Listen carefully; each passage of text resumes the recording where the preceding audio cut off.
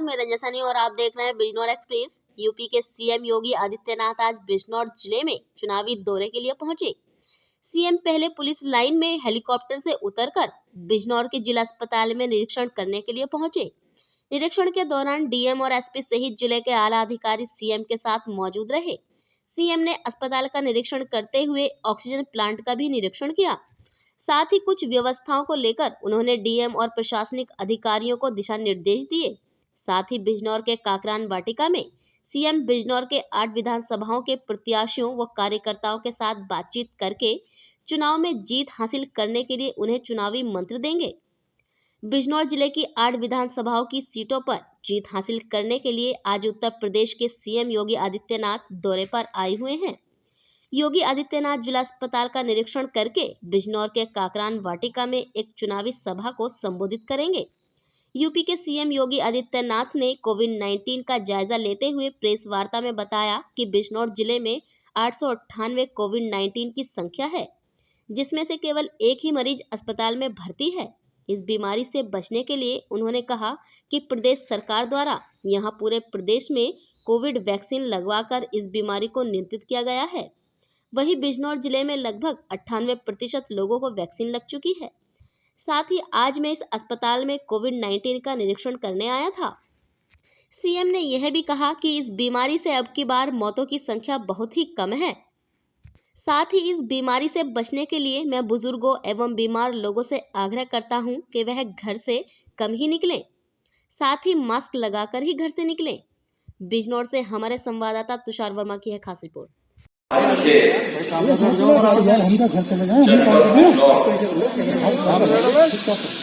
आने का अवसर प्राप्त हुआ है।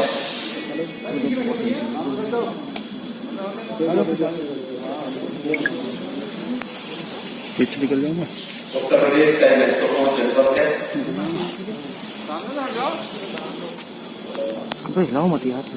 खेती किसानी के साथ साथ औद्योगिक गतिविधियों में निकलो।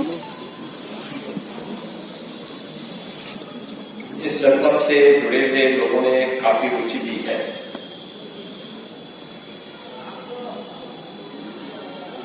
पिछले दिनों मुझे यहाँ आने का अवसर प्राप्त हुआ था जब महात्मा विदुर के नाम पर एक मेडिकल कॉलेज जनपद बिजनौर को हम लोगों ने उपलब्ध कराया। आज यहाँ पर इस जनपद के दौरे पर मुझे आने का जब अवसर प्राप्त हुआ तो मैंने अवसर सोचा कि मैं पहले थर्ड वेव के कारण कोरोना संक्रमण की जो स्थिति है इसका भी अवलोकन कर लूं और इसलिए जिला मुख्यालय के इस हॉस्पिटल में जहां पर डेडिकेटेड कोविड हॉस्पिटल स्थापित है मैंने अभी इसका निरीक्षण किया है।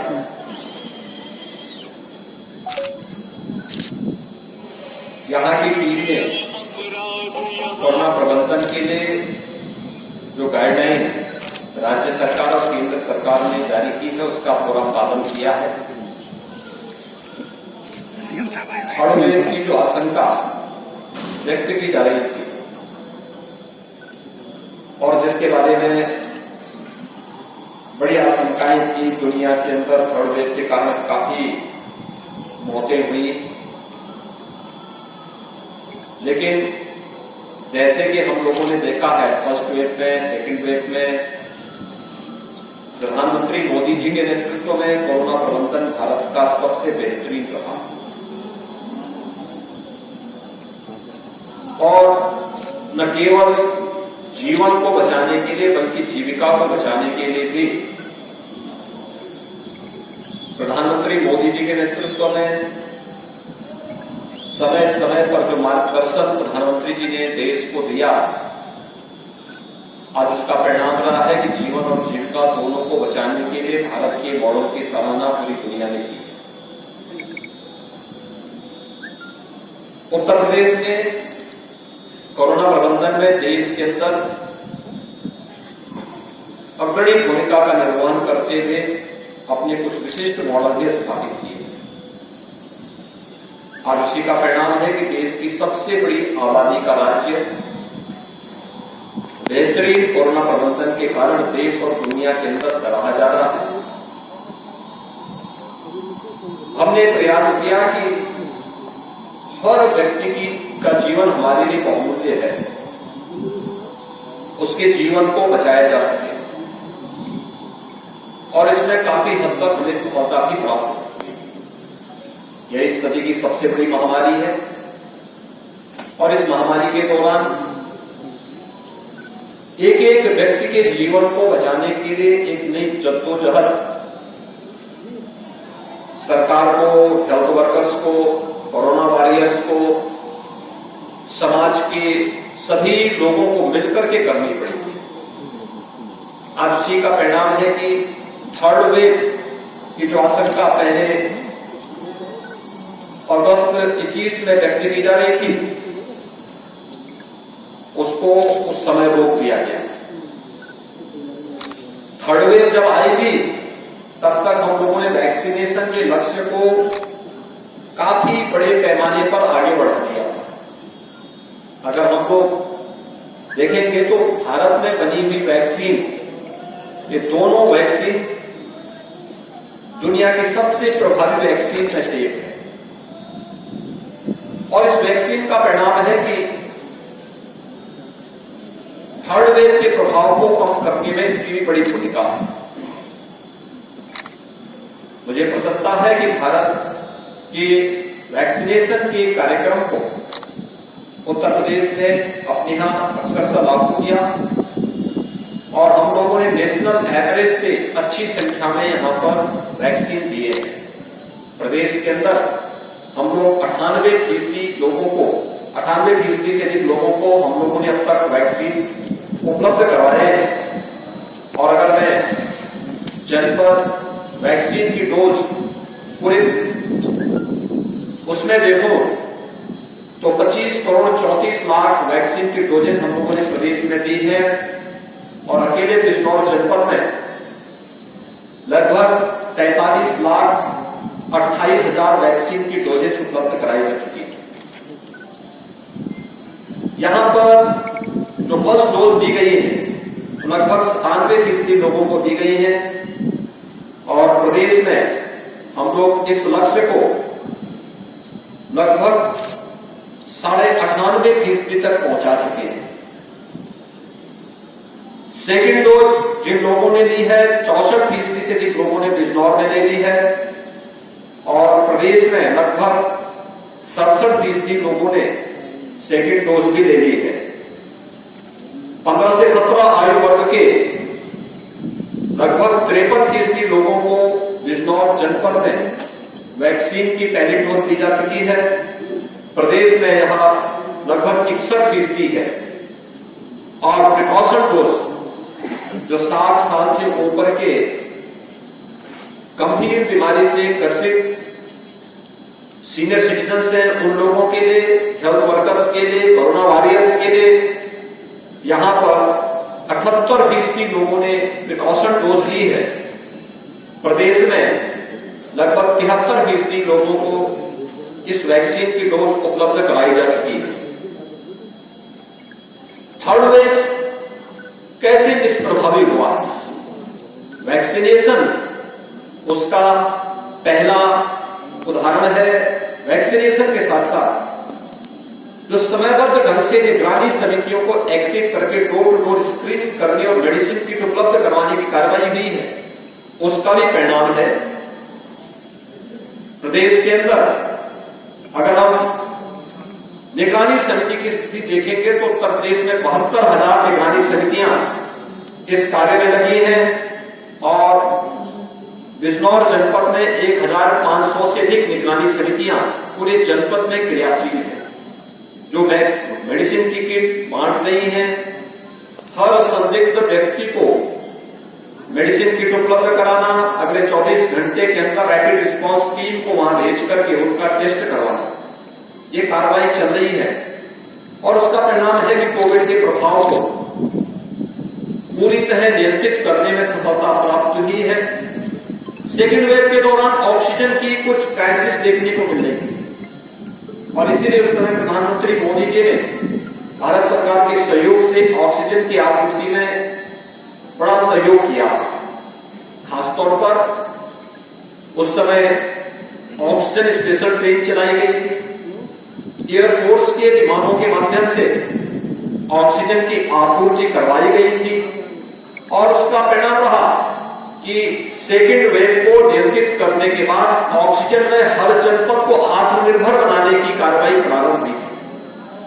जनपद बिजनौर में 4 ऑक्सीजन प्लांट इस दौरान लगे और चारों क्रियाशील हो चुके हैं। प्रदेश में हम लोगों ने 558 ऑक्सीजन प्लांट लगाए, जिनमें से 551 क्रियाशील हो चुके हैं और वे वहां पर अपनी सेवाएं प्रदान कर रहे हैं। थर्ड वेव में जो ओमिक्रॉन वेरिएंट आया है कोविड का, यह पूरी तरह नियंत्रण में है। इसमें संक्रमण तीव्र है, लेकिन जिन लोगों ने वैक्सीन की डोज ले ली है उन पर बहुत ज्यादा प्रभाव नहीं डाल पा रहा है। और यही कारण है कि हॉस्पिटल में जो पूरे प्रदेश के अंदर हम देखते हैं तो मात्र 1% लोग हॉस्पिटल में, और यहां बिजनौर जनपद में जो एक्टिव केस हैं तो उसमें लगभग 841 जो एक्टिव केस हैं उसमें से 1 पेशेंट हॉस्पिटल में है, जिन्हें अभी हम देख करके आए। यानी बहुत ही कम स्थिति है। लोग होम आइसोलेशन में है, उनका इंटीग्रेटेड कोविड कंट्रोल सेंटर से उनकी निगरानी की जा रही है। प्रदेश के अंदर भी अब ये मामले लगातार कम होते जा रहे हैं। ये नियंत्रण की स्थिति है और मैं आज के इस अवसर पर पूरे प्रदेश वासियों से और जनपद बिजनौर वासियों से भी अपील करूंगा कि कोरोना से डरने या भागने की आवश्यकता नहीं, घबराने की भी आवश्यकता नहीं। हाँ, सावधानी और सतर्कता की आवश्यकता है। ये भी महामारी है, इस सदी की सबसे बड़ी महामारी है। इसमें सावधानी और सतर्कता से ही हम जीवन और जीविका को बचा सकते हैं। जीवन और जीविका को बचाने की जो एक जद्दोजहद पूरे देश के अंदर चली है और उस कोरोना को परास्त करने की इस मुहिम में कोरोना की जो गाइडलाइन है इसका पालन हर व्यक्ति करेगा तो कोरोना पर प्रभावी नियंत्रण करने में हमें सफलता प्राप्त हो जाएगी।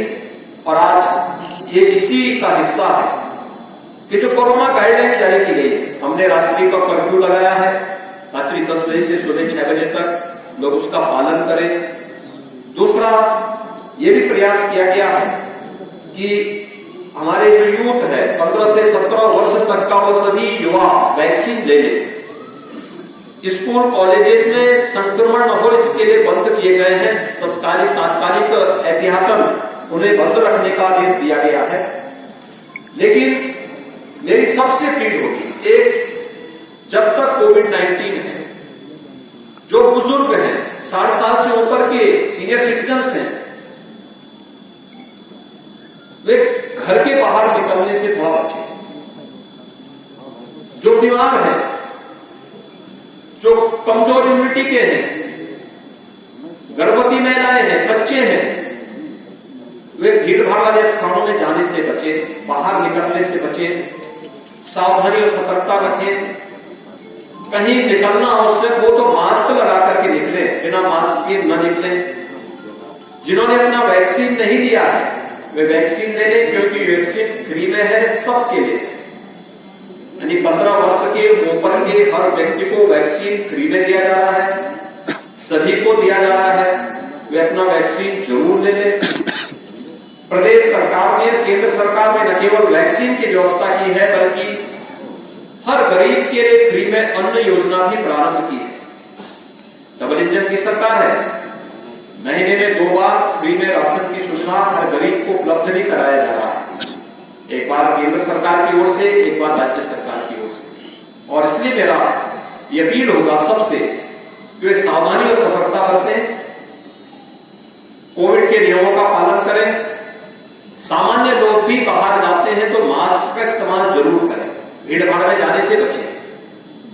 और अगर कहीं कोई संदिग्ध स्थिति दिखती है, खांसी आ रही है, सर्दी जुकाम या उसे कोई फीवर की स्थिति है, अपने नजदीक के केंद्रों में दिखाएं, ICCC को फोन करें, कोविड कंट्रोल सेंटर से आवश्यक सलाह लें, डॉक्टरों से आवश्यक सलाह लें।